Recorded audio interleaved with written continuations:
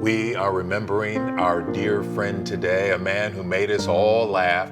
We all have stories about the jokes Bob Allen used to tell. We sure do. Bob passed away at the age of 70. Yeah, he was a familiar face to so many after covering Houston sports for decades. Matt Musil has a look back at his amazing career. When you think about sports, think about sports broadcasting in Houston, Bob Allen. Bob lived a great life.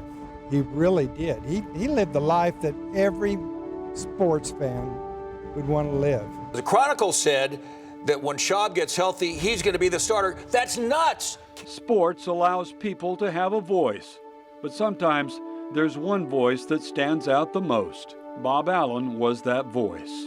We lost a giant, not in stature, but in heart, human decency, warmth, and humor. And many of us feel the same way about Bob.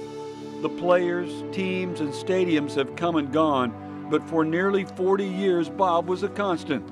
The Texans may have found their quarterback today, but they lost their best linebacker again. And some of the most memorable moments were during the Love You Blue era.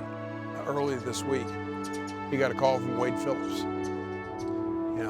He was in the middle of Love You Blue. And those guys loved him and he loved them, and they had a great time. Earl Campbell's still a dear friend. And Earl Campbell remembers Bob being in the middle of everything, including that legendary scuffle between Dante Pastorini and Dale Robertson. Pastorini hit that guy, knocked that guy into me. I fell on the stairs. Bob Allen asked me, so you ever thought you'd get knocked down by Pastorini? You know, I had my days with him. I got mad at him, you know, I wanted to throw him through a door, you know, but you can't argue with the truth, you know. Big games? He saw plenty of those. Great moments? Viewers lived them through his reports. But to Bob, sports was more than scores. It was about relationships. He was as good a friend as you could expect to work with. He always kept it light. It didn't matter what the situation was, how badly the Texans or Rockets and Astros were losing. He would always come in and just tell a joke. We were in Kissimmee, Astro spring training. It was my first spring training with Bob, and he was talking to a younger player. The guy was, you could tell he was a little timid, answering all the questions, and then just out of nowhere, just Bob didn't skip a beat and said, "Did you ever think you'd be interviewed by Bob Allen?" I know a number of times he came up to new coaches that maybe he wasn't getting along with very well, and he would say, "I was here before you, way before you got here, and I'll be here long after you're gone." That was Bob. That was Bob. Bob Allen called himself a broadcaster, a father, a grandfather, a believer, a speaker, and author. Yes, he was all of that, but he was also our voice. I love that man, and we'll miss him so, so much. Bob Allen will always stand for Houston.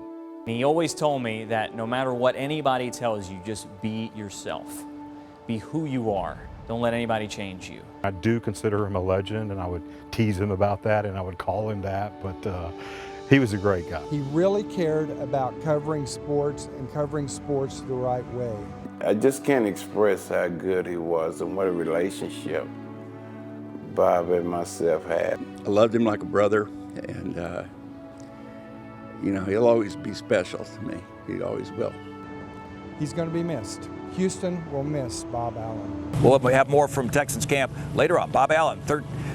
I knew that was going to happen one of these days. I knew it. What are you gonna do? I knew it.